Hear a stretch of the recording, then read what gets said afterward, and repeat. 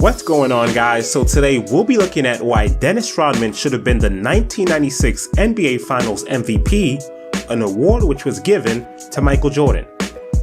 But before we do so, it is important to clarify that the NBA Finals MVP is an award presented to the most impactful player of the NBA Finals, which is between 4 to 7 games. It does not count the regular season, nor does it factor in the first 3 rounds of the playoffs. So now that we've clarified what a Finals MVP is, let's first examine the Finals performance of the 1996 Chicago Bulls team by the numbers, which will then lead to Dennis Rodman and his true impact out on the court. When comparing the 1996 NBA Finals efficiency numbers of both the Chicago Bulls and the Seattle Supersonics, it is easy to conclude that the Supersonics were by far the more efficient team, beating the Chicago Bulls in field goal percentage, 3-point percentage, 2-point percentage, free throw percentage, effective field goal percentage, and true shooting percentage. In fact, the efficiency, or lack thereof, that the Chicago Bulls displayed in the 1996 NBA Finals was not only their most inefficient NBA Finals performance of any of the 6 Chicago Bulls championship teams, but also one of the worst of any champion in NBA history. When looking at this graphic, which highlights the efficiency of all of the NBA champions since the 1979-1980 season, which is known as the modern era, it is clear that the 1996 Chicago Bulls ranked dead last, making them the most inefficient NBA champions of the modern era. Furthermore, when the champions from the 1970s are added, which is pre-modern era, the 1996 Chicago Bulls still find themselves at the very bottom in efficiency. And it is only when the primitive years of the NBA are taken into account, which were the 1950s and 1960s, that the 1996 Chicago Bulls no longer find themselves at the bottom in efficiency, but now rank 55th out of 67 NBA champions. So the 1996 Chicago Bulls were not only more inefficient than the 1996 Seattle Supersonics, but they were also the most inefficient NBA champions of the modern era and could be considered arguably as the most inefficient championship team in NBA history. Michael Jordan, who led all players in scoring, averaging 27.3 points per game, did so while shooting 41.5% from the field, which was not only his worst shooting performance in his 6 finals appearances, but also one of the worst in his playoff career, ranking 35th in terms of efficiency out of the 37 playoff series he's played in. But this one specific performance wasn't just bad by Michael Jordan standards, but by Finals MVP standards as well. And when it is compared to all of the other Finals MVPs in NBA history, we see that Michael Jordan's performance in the 1996 NBA Finals ranks second to last amongst Finals MVPs in both field goal percentage and effective field goal percentage.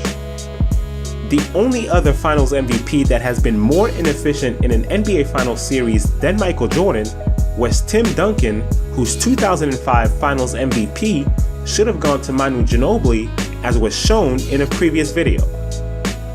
But this bad shooting performance in the 1996 NBA Finals wasn't specific to just Michael Jordan, but Scottie Pippen as well, whose shooting performance was also the worst of his 6 NBA Finals and the 3rd worst shooting performance of his overall playoff career, ranking 41st in terms of efficiency out of the 43 playoff series he's played in. So it's then no surprise that the 1996 NBA Finals marked the only time where Scottie Pippen, being the second option, was ever outscored by the opposing team's second option in an NBA Finals series. Or that Tony Kukoc, who had been named the 6th Man of the Year and who was Chicago's 3rd leading scorer, was also outscored by Seattle's 3rd option in deadlift shrimp on better efficiency.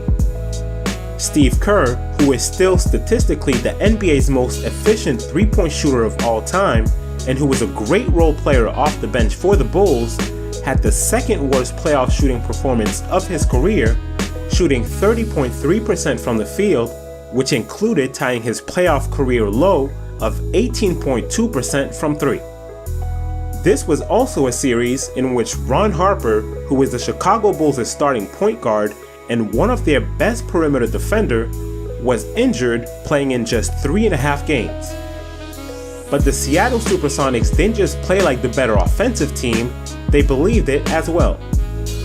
In an interview reflecting on the 1996 NBA Finals, Gary Payton stated that the Seattle Supersonics were very confident in their ability to beat the Chicago Bulls, as they had been one of only 9 teams who had been able to beat them during their record-setting 72-10 regular season. So when the Chicago Bulls' historically bad offensive struggles during the 1996 NBA Finals are taken into account, which began with its 2 best players and filtered down, as well as certain injuries, this then begs the question, how were the Chicago Bulls still able to win the 1996 NBA Finals in spite of these shortcomings?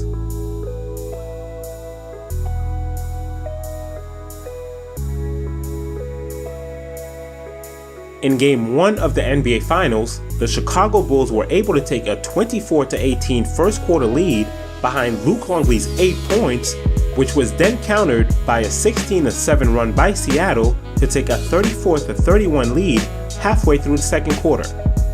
It was at that time that Dennis Rodman would then force an offensive foul on Deadlift Shrimp, which would be his third, sending him to the bench for the remainder of the first half, and sparking a 13-9 run by the Chicago Bulls, which included key plays in which Dennis Rodman was able to secure possessions with his rebounding while frustrating Shawn Kemp on the defensive end.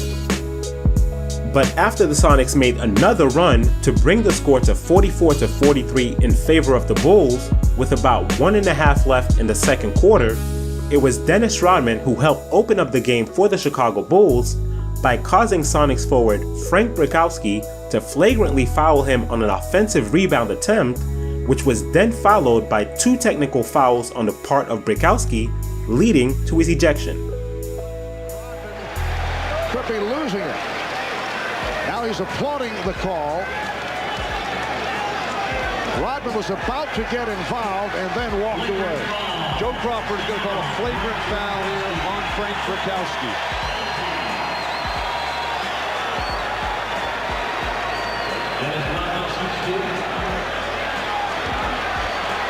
So, Dennis Rodman, who has had his ups and downs at the line, is able to hit the first for his first point of the night. Brickowski looking to box out, looking to keep Rodman off, but just moved over with the forearm, with the elbow to the upper midsection. Very dangerous play, uncalled for. And now Judd Bushler replaces Dennis Rodman. The conversation continues. And a technical has been called on Brickowski. And he's been called a double technical on Frank Brickowski. Apparently Joe Crawford feels that the intent of Brickowski was to instigate something against Rodman. Brickowski now walking in the direction of a couple of Bulls, and he's joined by a security man and is ushered back to the locker room. And they got a couple of parting shots to referee Joe Crawford, and then one final parting shot to, I'm sure, Jack Haley sitting on the bench. An absolutely uncalled for situation by Brickowski, who's a good, skilled basketball player who sometimes gets too caught up in the physical aspect of the game. But he has a flagrant foul and then 2 technicals. We're going to just see a parade to the line for Chicago. And Seattle worked so hard to get back in this game offensively. Now Chicago with a chance to open it up a bit here. This gave the Chicago Bulls 3 extra points, which were followed by 2 more points caused by the over-aggressive defense of the Supersonics on Michael Jordan, who scored 12 of his 18 first-half points in the second quarter to help the Chicago Bulls take a 53-48 lead going into the half. In the third quarter, where the Seattle Supersonics outscored the Chicago Bulls 29-26, it was once again Dennis Rodman, along with the other role players, who kept the Bulls in the game by great plays on both ends of the floor. Whether it was a touchdown pass from Dennis Rodman to Scottie Pippen, which led to a three-point play, a great two-man game between Kukoc and Rodman, which led to 4 easy points for the Chicago Bulls, or an offensive foul by Shawn Kemp caused by none other than Dennis Rodman. Payton trying to do it off the dribble against Pippen. Rodman goes down, and the foul on Kemp. That's his fourth. Again, the size differential, the guys darting up over the top of. And in the fourth quarter, it was Tony Kukoc who took over the game offensively by scoring 12 of his 18 points in the fourth quarter, while Ron Harper and Scottie Pippen took over the game defensively with key defensive stops, while Dennis Rodman once again forced Shawn Kemp into committing his 6th foul, taking him out of the game and helping the Chicago Bulls seal the victory.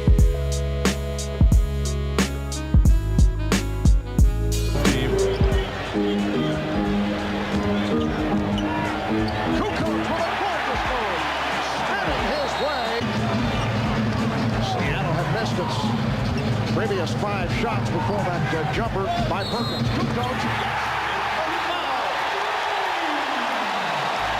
A potential 4-point. Kukoc with the crowd looking for the foul on Trent. And that will put Kukoc back. But a long way to go. This is only game number 1. The steal by Harper. Pressure on this Chicago Bulls defense. Careless play once again by Seattle. And Pippen with the steal. Open look for Harper and gave it up. Rodman back down the floor. Size, too much athletic ability for Chicago. Kukoc from Jordan. Has picked it up. 12 of his 18 here in the fourth. Harper has had an outstanding night with the steal. Longley. Oh, look like Rodman just went down. Joe Crawford taking a long look.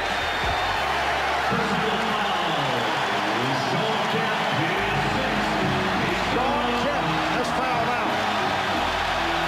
Here's another look at it. A totally unnecessary play. All of them hooked up there. Frustration by Shawn Kemp. Just let that one go. You got to play above the antics of Dennis Rodman.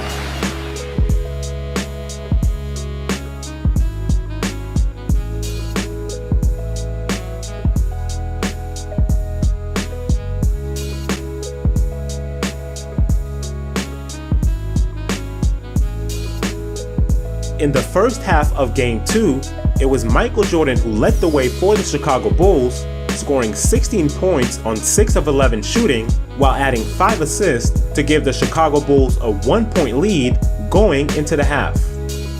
However, in a second half in which Michael Jordan shot just 3 of 11 from the field, it was Dennis Rodman who was the spark plug for the Chicago Bulls, grabbing 10 rebounds in the third quarter and helping the Chicago Bulls outscore the Seattle Supersonics 30-20.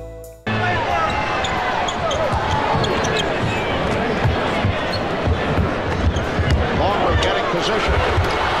Rodman. Dennis Rodman with a Harper for 3. And Rodman with a nice tip. Now they get back. Pippen for 3. Rodman with the save, but he stepped out. Oh, apparently pushed out. So the foul call.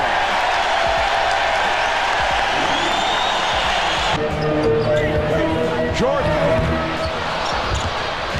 And kept alive by Rodman.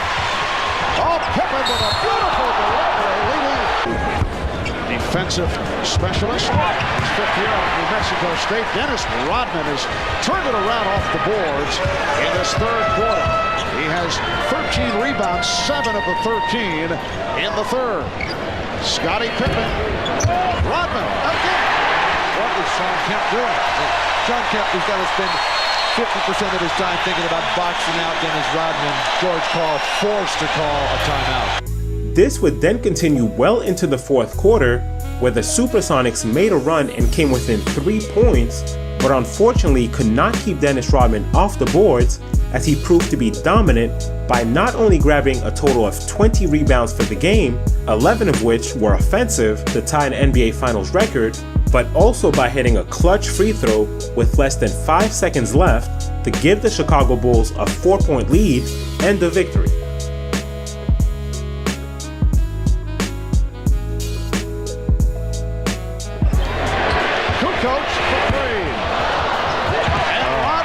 Another offensive rebound. Now Sean Kemp just does not block out. He goes for the ball. That's 10 offensive rebounds for Rodman. One off the all-time record for the NBA Finals, held by the Big E, Elvin Hayes. Brown now doing it. And Ron Harper is back on the Chicago bench. Rodman blocked. And a foul. It's on the 24, and Kerr fires for 3. Rodman with the offensive rebound, and that ties an NBA Finals record. 11 on the offensive glass for Rodman, and that was a big one. Foul is called to stop the clock with 15 and 8/10 seconds remaining. That left trap called for the personal. Mark, Seattle just... So the Bulls get back to the Seattle front court as Pippen misses on both. Rodman able to get a jump ball out of it. However, it's only a 3-point game. That was almost an air ball by Scottie Pippen. And Seattle failing to take care of its deepening in, and he's initiating the contact, but he's doing it with his left arm, his inside arm. Well, let's see. Well, we need a hat trick. And it's controlled by Jordan. And now the bench. Well, Pippen missed 2. Now Rodman missing. Only 3 and 7/10 seconds to go in the fourth. And Rodman is able to hit for a 4-point lead. Perkins fires it down for Shrimp. And that will do it. The Chicago Bulls escape with the victory.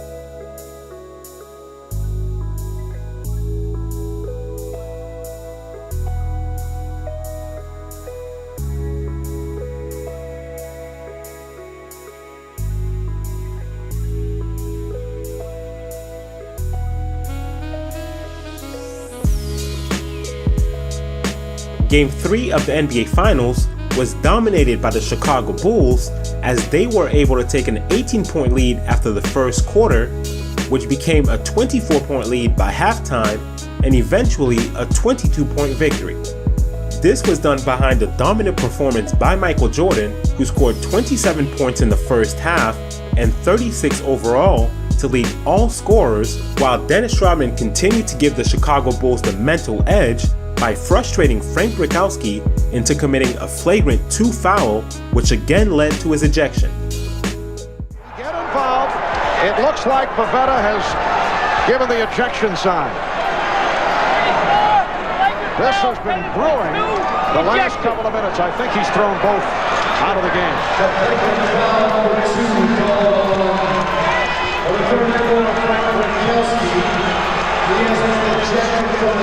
Brickowski ejected, flagrant foul 2. I thought Pavetta indicated that both were tossed. Let's see. Well, this has been brewing ever since these two have gotten on the floor there, as this time Brickowski does get that forearm and elbow right into the Adam's apple of Dennis Rodman. But George Karl, who was ridiculing Rodman for all the things that he was getting away with after Game 1, had nothing but praise for Dennis Rodman after Game 2. I think we're going to hear more ridiculing after this one. Dick Pavetta gave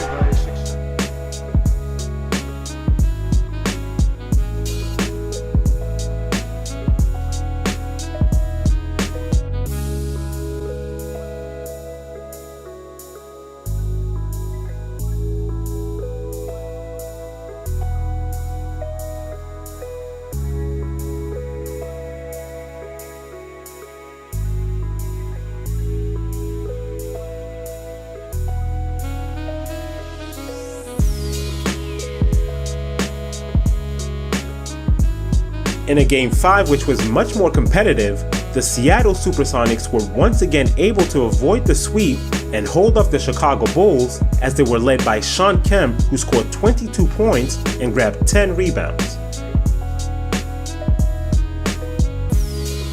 In Game 6 of the NBA Finals, the Chicago Bulls were able to take a lead going into the half in spite of Michael Jordan shooting 3 of 11 from the field, but still contributed in other ways, adding 4 assists, 6 rebounds, and 2 steals, while the rest of the team shot an efficient 14 of 29 from the field, giving the Bulls a 45-38 lead.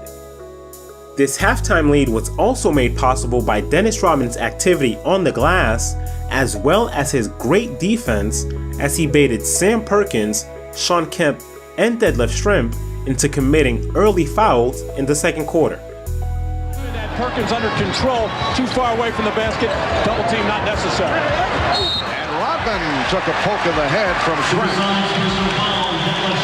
For Detlef his first. And a new 24. Shrimp holding out play. It led to the offensive foul. Illegal pick set by Kemp trying to free up the man with the ball, Shrimp. And in the second half, when Michael Jordan would continue in his shooting struggles, going just 2 of 8 from the field, while the rest of the team shot 12 of 30 from the field, it was Dennis Rodman who single-handedly took over the game on both offense and defense in the third quarter, when it looked like Seattle might be fighting its way back, and led the Chicago Bulls on a 16-4 run, allowing them to stretch their lead to 17 at 64-47. During this stretch, Dennis Rodman drew an offensive foul on Hershey Hawkins, scored a basket after grabbing an offensive rebound, and then scored on a reverse layup after getting fouled by Deadlift Shrimp on a fast break. Here tonight, Hawkins broken out. And here's Pippen leading the 3-on-2 as they spread the floor. Pippen for Rodman on the roll. And a catch.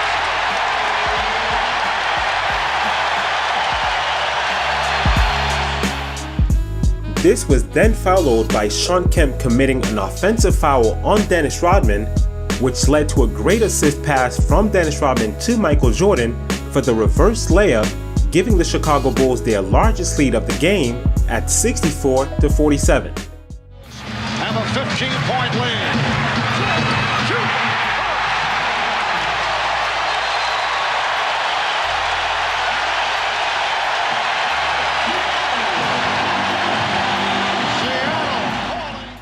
Now, in spite of an 11-3 run by the Sonics at the end of the third quarter that brought the game back to within 9 points, it was Dennis Rodman who once again kept the game out of reach in the fourth quarter, starting with his record-setting activity on the offensive board, which led to a frustration foul on the part of Shawn Kemp, and then it was Dennis Rodman once again who made 2 great assist passes to Tony Kukoc, one for the corner 3 and one for the 3 at the top of the key from the high post, putting the game out of reach and giving the Chicago Bulls their 4th NBA championship. Triple post, you see the action away from the ball, the antithesis of what Seattle does. The split on the ball side. Jordan. Rodman and Perkins in the battle. It is called a jump ball. Not been a terrific comeback team in these playoffs. When they played as the leader, they've been super. Oh, Dennis Rodman with the one-hand rebound for his 17th, and he threw the... We're in the final second. The Chicago Bulls have won the 95-96 NBA championship.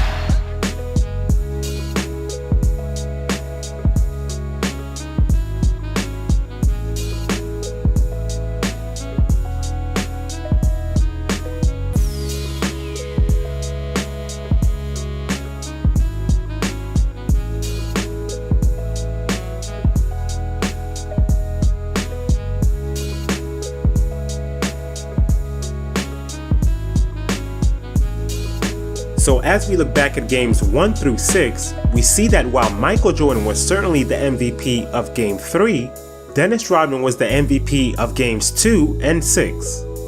And although many may think that Michael Jordan was the MVP of Game 1, the truth is that despite the numbers, his performance in that game wasn't as dominant or as distinctive as his Game 3 performance.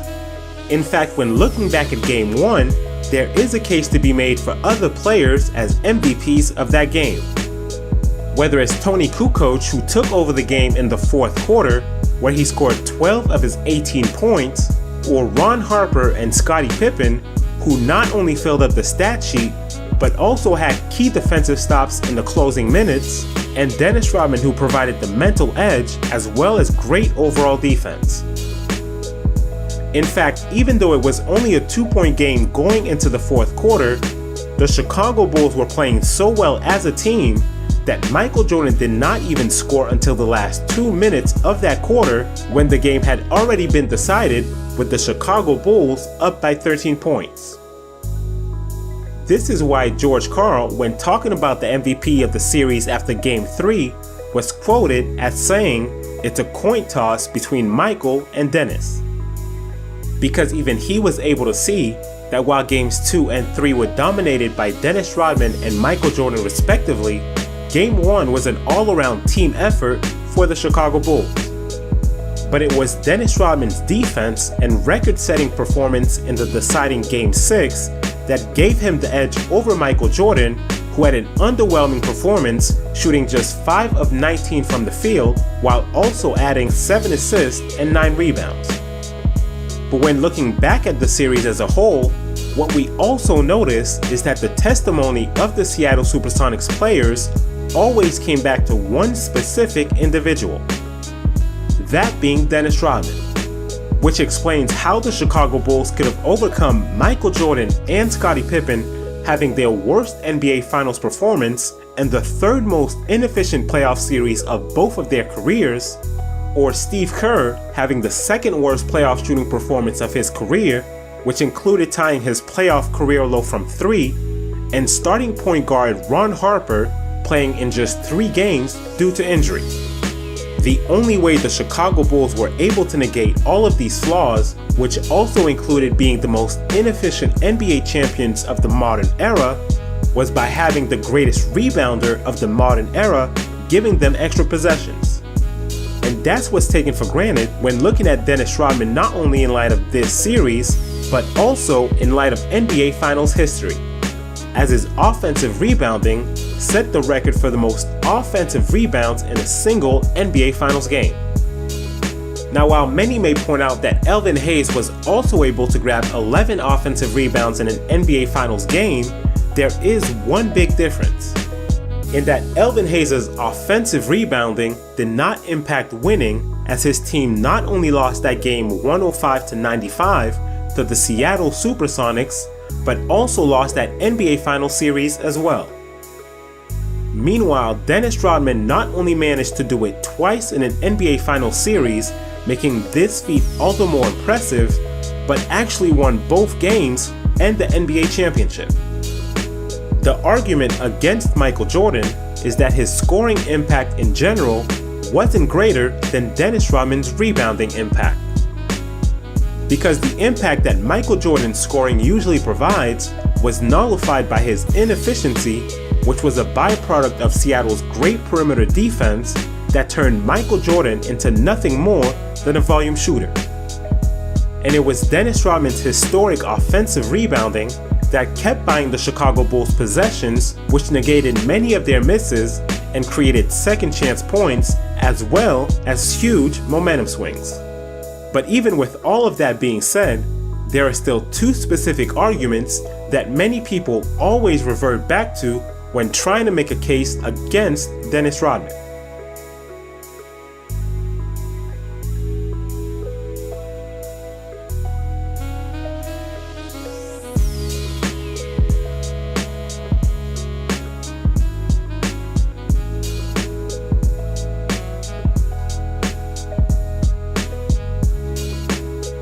The first argument oftentimes used is centered around the fact that Shawn Kemp was able to put up great statistical numbers in spite of Dennis Rodman guarding him, thereby diminishing his overall defensive impact.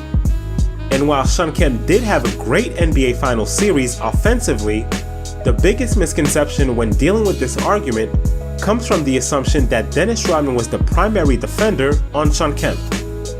It was Luke Longley who had been given the task of guarding Shawn Kemp as much as possible to keep Dennis Rodman out of early foul trouble. And when looking at this graphic, which displays Shawn Kemp's productivity in relation to whoever was guarding him, we clearly see that the majority of Shawn Kemp's points throughout the series came when Luke Longley was his defender and not Dennis Rodman. But even when Dennis Rodman was the main defender, the totality of his defensive impact on Shawn Kemp went beyond the stat sheet. Whether it was omitting that Shawn Kemp, who fouled out of Game 6, committed 4 of his 6 personal fouls on Dennis Rodman, or that it was Dennis Rodman's hustle and intangibles throughout the series that not only frustrated Shawn Kemp, but the Seattle Supersonics team as a whole.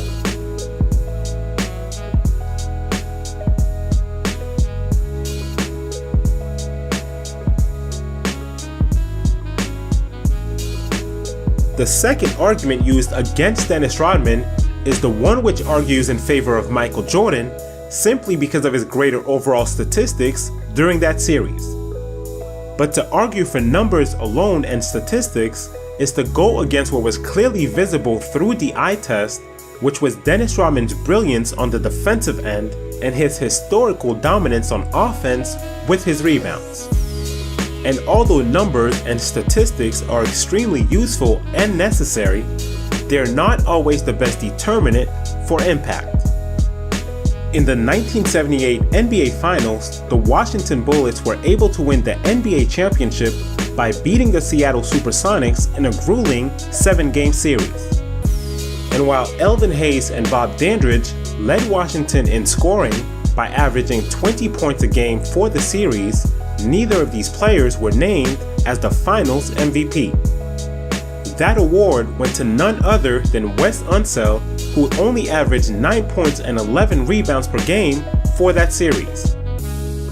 And what the MVP voters understood then is what the MVP voters in 1996 failed to realize. And that is that impact is the primary standard by which an NBA Finals MVP should be chosen, and not numbers. And no other players in NBA Finals history embodied that as much as Wes Unseld in 1978 and Dennis Rodman in 1996. But Dennis Rodman's impact for the Chicago Bulls in the 1996 NBA Finals was nothing more than the culmination of what he had been doing for the Bulls all season long, leading the league in rebounds per game, both defensive and offensive, while also helping the Chicago Bulls out-rebound their opponent more so than any other team in the NBA that season.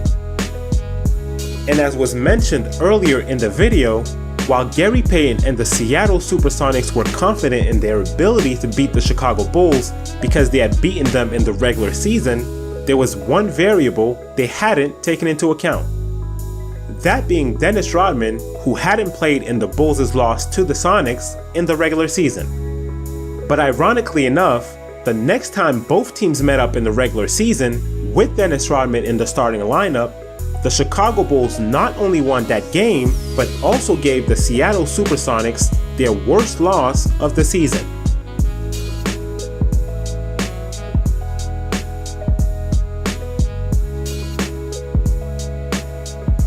So now that the evidence has been presented and objections dealt with, there's some bitter truth that must also be acknowledged.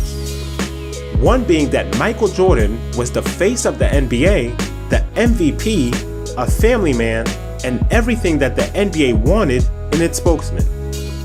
Dennis Rodman, on the other hand, was a player who, after coming out of San Antonio, had a reputation for being a cancer in the locker room, and a player whose tattoos and hairstyles represented rebellion and went against everything the NBA was trying to market. Many fans' first exposure to Michael Jordan was during the 1991 NBA Finals, where he could be seen alongside his wife and father crying after winning his first NBA championship. so it was only fitting that on Father's Day, with his wife and children in attendance, that he be named the sentimental MVP of the 1996 NBA Finals. And while Michael Jordan was without a doubt the face of the NBA, Dennis Rodman, during the 6 games that were the 1996 NBA Finals, was the most impactful player for the Chicago Bulls and should have been named the 1996 NBA Finals MVP.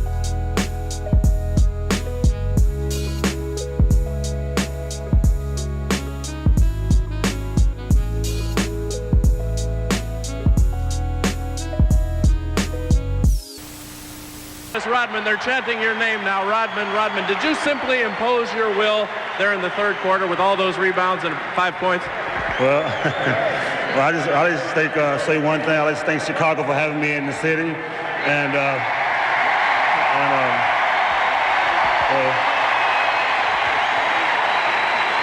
lot of people never gave me any credit to be in this situation where I am today, but I proved them all wrong again. So Did you have some doubts? Did you think maybe, Dennis, this wouldn't work out as well as it has?